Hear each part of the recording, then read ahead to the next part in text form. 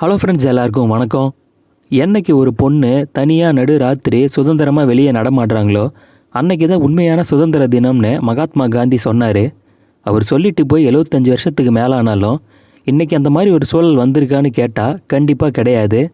இதுக்கு நம்ம தினசரி ஊடகங்களில் பார்க்குற பெண்களுக்கு எதிரான வன்கொடுமை செய்திகளே சாட்சி. இன்றைக்கி நம்ம பார்க்க போகிற கதையும் அந்த மாதிரி ஒன்று தான். இந்த கதை பேர் எஸ் துர்கா. இதுக்கு இவங்க கொடுத்துருக்க முழு விளக்கம் செக்ஸி துர்கா. இந்த ஒரு பேருக்காகவே இது கடவுளை அவமதிக்கிற மாதிரி இருக்குன்னு கேரளா சினிமாவில் தடை செய்யப்பட்ட ஒரு கதை. ஆனாலும் இந்த கதை பல சர்வதேச விருதுகளை வாங்குச்சு.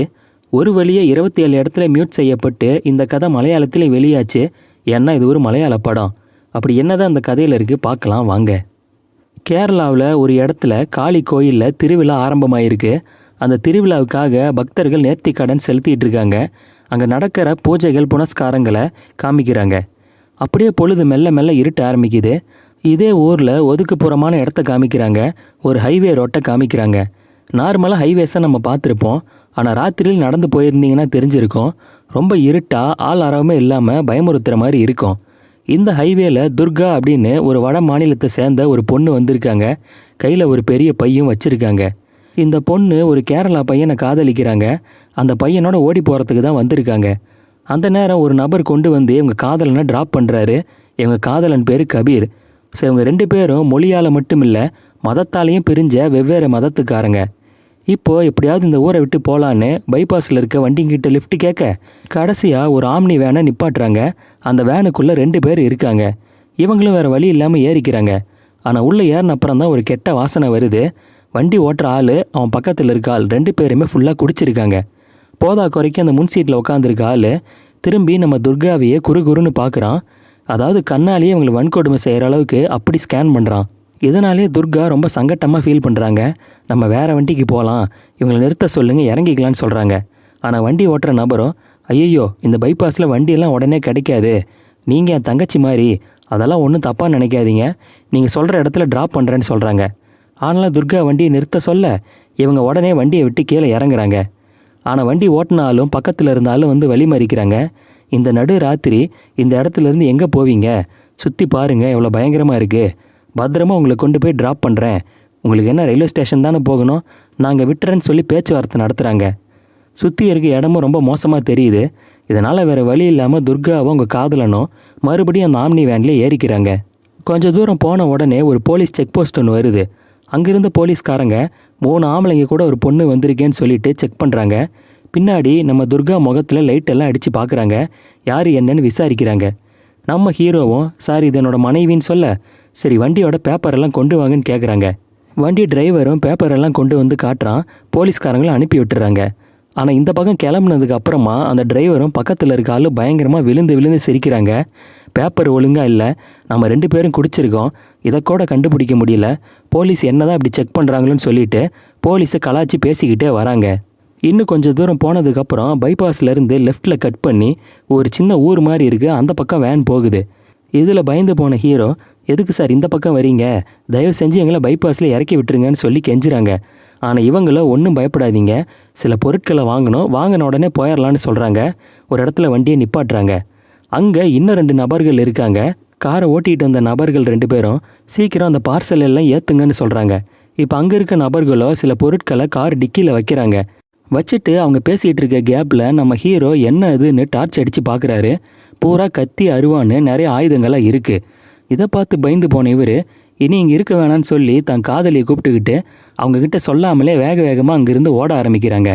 அந்த கேப்பில் நம்ம ஹீரோ எதுக்கும் பாதுகாப்புக்கு இருக்கட்டும்னு அங்கேருந்து ஒரு கத்தி எடுத்து பேக்கில் சொருகிக்கிறாரு. இப்போ அங்கேருந்து பைபாஸுக்கு வந்து லிஃப்ட் கேட்குறாங்க. யாருமே நிப்பாட்டல. அந்த நேரம் வெள்ளையும் ஜொல்லையுமா வேட்டி சட்டையோட 2 பெரிய ஆளுங்க ஸ்கூட்டியில் வராங்க. நில்லுங்க, நடுராத்திரி இங்கே வந்து என்ன பண்ணுறீங்க, யார் நீங்கன்னு பேச்சு கொடுக்குறாங்க. இவங்க பேர் என்னன்னு கேட்டு விசாரிக்கிறாங்க. ஓ 2 பேரும் வெவ்வேறு மதத்துக்காரங்களா, அது இந்த பொண்ணு வடநாடான்னு கேட்குறாங்க. இந்த ஆளுங்களும் ஹெல்ப் பண்ண வரல, பதாத்துக்கு பயங்கரமாக குடிச்சு வேற இருக்காங்க. இவங்கக்கிட்ட தப்பாக நடந்துக்க தான் பார்க்குறாங்க. ஆனால் அதுக்குள்ளே ஆம்னி வேனில் முன்ன வந்த 2 பேரோட அங்கே இருந்த 2 பேர்னு மொத்தம் 4 பேர் வந்துடுறாங்க. ஹலோ இவங்க எங்க ஆளுங்க தெரியுமான்னு சொல்லி பிரச்சனை பண்ண இவங்க 4 பேர் இருக்கவும் அந்த 2 பேரும் பயந்து விட்டுடுறாங்க. சரி வாங்க நாங்களே உங்களை ஸ்டேஷனில் ட்ராப் பண்ணிடுறோன்னு மறுபடியும் அந்த ஆம்னி வேனில் ஆளுங்க ஏற்றிக்கிறாங்க. இவங்களும் வேறு வழி இல்லாமல் ஏறிக்கிறாங்க. ஆனால் முன்னாடியாவது பின் சீட்டில் ஹீரோவும் ஹீரோயினும் மட்டும் இருந்தாங்க. இப்போ வழியில் ஏறின 2 பேரோட சேர்த்து 4 பேர் ஆயிடுச்சு. இதனால் ஹீரோயின் ஹீரோ மடியில் உக்காந்துருக்காங்க. சைடில் 2 பக்கமும் 2 ஆளுங்க இருக்கானுங்க. போதா குறைக்கு சரக்கு பாட்டில் வேறு வச்சுக்கிட்டு வண்டியில் இவங்க முன்னாடியே குடிச்சிக்கிட்டு வேறு வரானுங்க. உன் பேர் என்னம்மான்னு புதுசாக ஏறின ஒருத்தன் கேட்குறான். இவங்க ஹிந்தியில் ஏதோ ஒன்று பேச, ஓ வடநாடான்னு சொல்லி இவங்களை பற்றி தப்பாக ஜோக் பண்ணி கலாய்க்கிறாங்க.